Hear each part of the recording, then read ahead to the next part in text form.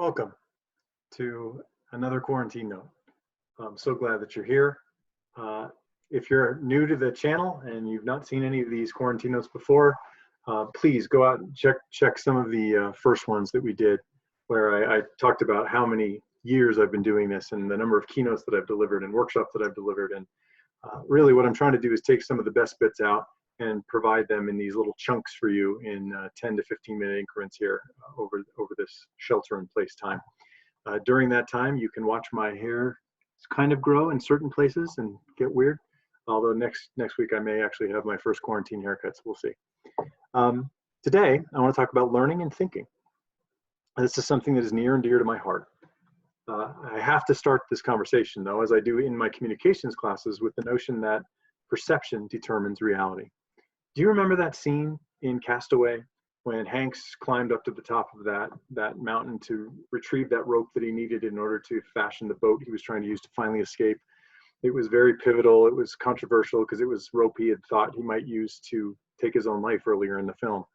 It was this really intense moment of him going back to get something he didn't really want to remember, but he needed that rope in order to fashion the boat so he could escape. Well, that's what we all saw in the movie theater. We had the music behind it. It was very, very touching. What was really going on at the time was this. This is the back lot where they actually shot that scene, and then they green screened in the stuff that you and I saw. See, perception determines reality. Now, the reality was this. The reality we believed was something different. So note that perception doesn't determine what is correct. It just determines our own self-reality, what we believe to be true. Now, when it comes to perception, I have taught this in my communications classes for years. There's really two kinds of perception. There's internal perception, the things you believe to be true, the things you believe about yourself, about your ideas. And then there is external perception, what others believe about you, your ideas, those sorts of things. And when those two things come into conflict, that's where there can start to be trouble. So since every good keynote needs a Venn diagram, here's mine for the time being. Let me show you the difference between internal and external perception at my house. It looks something like this. Now, if you're laughing at all, then you know why this is an issue for me, because it may be an issue for you. I performed stand-up comedy to work my way through my master's program. And in doing so, I had worked up about a good 12-minute set where I could make people laugh very consistently for about 12 minutes. Well, as a result of that, I feel like I know funny. And there are times that I say things to my wife that I think are fantastic. And I just say to her, I'm really sorry, honey, I can't turn it off. At which point she usually looks at me and she goes, how about if you try? Ah, got it, right. My perception and her perception are very different, right? When it comes to perception around education, quite often we believe things to be true because we like them, because we've experienced them, because we think we've overcome certain things or done certain things that everyone should do, even if research doesn't back that up, even if the data doesn't support it. And so I want to talk today about learning and thinking and some of the perceptions that go with them, as well as some of the science behind them. Let's start with learning. What is learning? I can't tell you how many times in my career I've heard people say students don't learn, they can't learn, they're not learning today, they don't learn like we learned. Well, let's look at an actual definition of learning. If you would open up a book about learning or Google it, you would see something like this. It's the acquisition of knowledge or skill through experience, study, or by being taught. Note how transactional that is. It's binary. It's a 1 and a 0. If this happens, then this happens. So there's an implied understanding here that, hey, if I'm up teaching, then my students are learning. If I'm lecturing, they're taking it in and getting knowledge. If they study something, then they will gain new behaviors or skills. And this really has led to some horrible assumptions over time. You start looking at the Carnegie unit and what the academic clock hour means, that people assume that time equals learning, when almost any teacher worth their salt will tell you time has almost no impact on learning.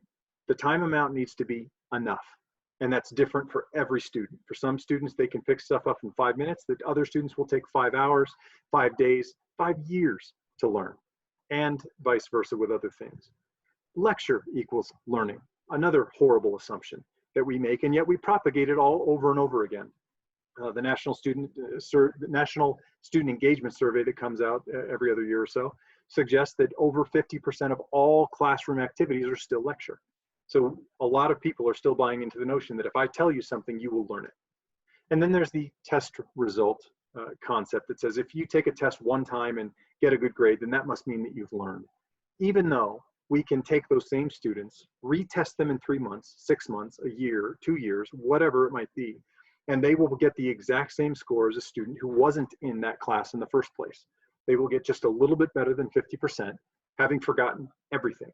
So have they learned, or have they simply shuttled some things into their short-term memory?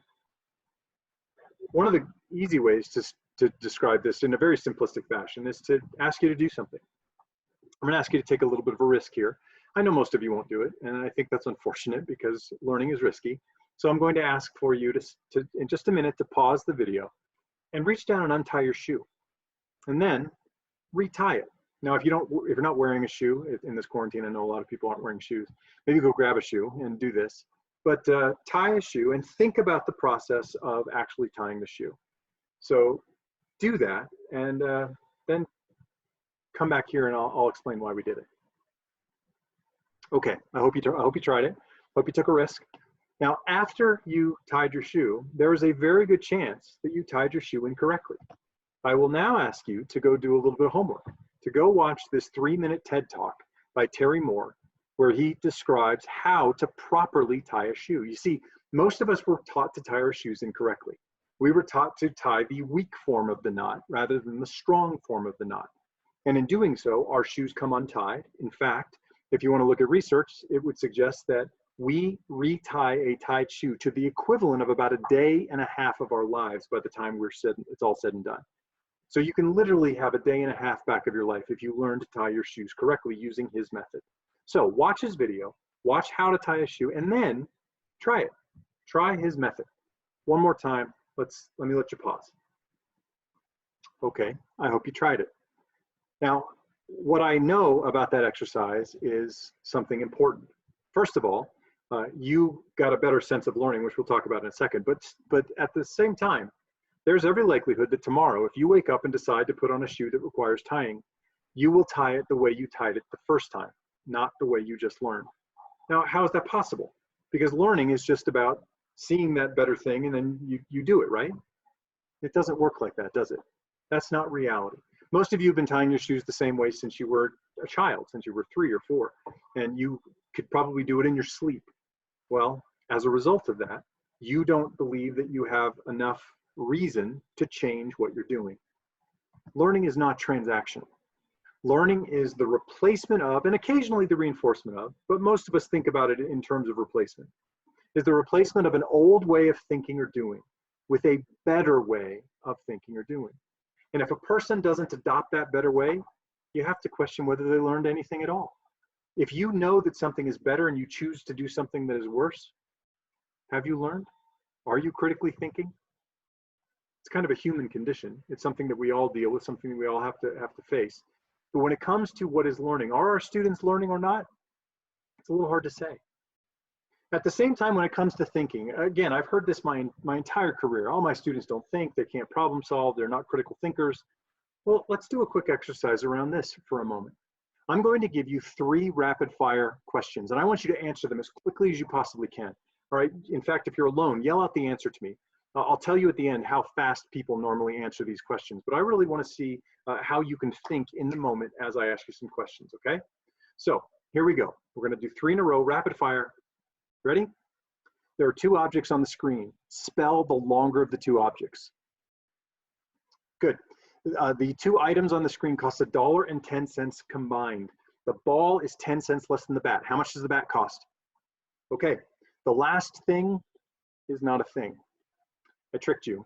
There is no third thing. I tricked you because I wanted you to be in the moment and thinking about thinking, but not really doing it. Most of you, about 90% of you, based on my experience as well as the researchers who put this test together, find that people get the second question wrong almost all the time. The answer is not a dollar, like most of you probably said. If the ball is $1 less than the bat, then the ball is 5 cents, and the bat is $1.05, making the bat $1 more than the ball. Most of us don't think that. Why? Because our brains are programmed, our instinct is not to think, it's to be efficient. Our brains want to be efficient much more than they want to correct, problem solve, critically analyze, think. That's not something any of our brains want to do. Not just your students, but yours and mine, because we're human. That's what the human brain does. So when you think about learning and you think about thinking, then the last thing that really starts to come into play that the teachers kind of lament a lot is the notion of transference. That students don't take information from one context and apply it to another context. They don't take what they've learned in one setting and use it in another setting. And that is true. That is absolutely true. But let's talk about why. There is an experiment that was done by Gick and Holyoke that really exemplifies this well, though there's a lot of others too. And basically what they did was they took a group of students and they split them in half. And one of the groups of students, they told a story to about a general who wanted to take a city. Now, the problem with taking the city was that the lines, the roads going into that city were mined. So they couldn't take their whole army up one of these without losing a bunch of people in the explosions.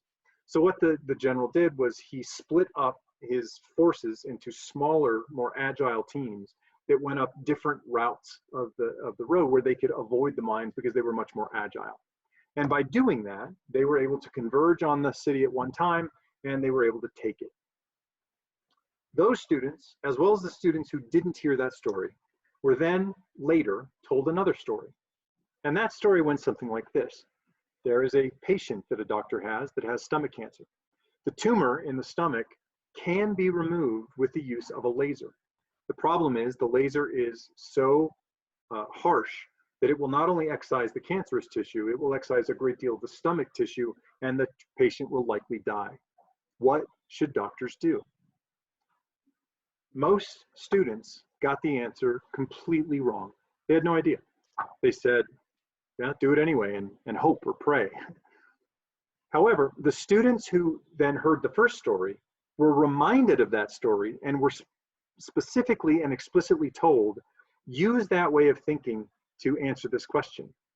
As soon as they were told that, 90% of them got it right. They said, oh, take the laser and bring it down to a much more manageable level and attack the cancerous tumor from multiple sides, which is what should happen. But they didn't transfer until they were told to transfer the information. See, transference is hard. Most of our students do not learn what we are intending to teach, and they certainly don't learn what we are not intending to teach. I've heard my entire career faculty say, I'm not teaching the discipline, I'm not teaching subject matter, I'm teaching them how to think. You're not. People don't do this well. And it's not just students, it's you and I. Learning is messy. Learning is difficult, but when it's active, it's much, much better. So when we get out of the notion that time equals learning, that lecture equals learning, that taking a test one time shows learning, and we actually get to more about doing and more about modeling and showcasing, well, now we're talking about learning that is stickier, learning that actually is going to lead to remembrance. See, for the longest time, we've had the mantra of doing these 5 things, tell, show, do, review, ask, in a learning experience is a highly positive thing. It will lead to learning. The problem is we put the wrong word first. We put tell first. And by doing that, we now weight our experiences by telling and telling and telling and telling, which means we often run out of time to show, we run out of time for the students to do. Sometimes we don't even let them review unless they do it on their own. And then we ask, which means that we lecture and test, lecture and test, lecture and test. When what we should be doing is do first. We should be allowing students to do. This puts skin in the game. This makes them wonder why they didn't accomplish it, why they failed. It's called generative learning. It actually has roots in learning science. It shows incredible power and promise with neuroscience as students start to create dopamine and norepinephrine with the conflict of how do I do this. Then we show them. Then we tell them as a consultant, as a facilitator, as a moderator, which means that the review experiences, if we do them consistently, like I talked about in the previous video, really leads to those ask moments being super easy. Do, show, tell, review, ask is how we get to thinking and learning and transference. I want to thank you for your time. I hope to see you again next week.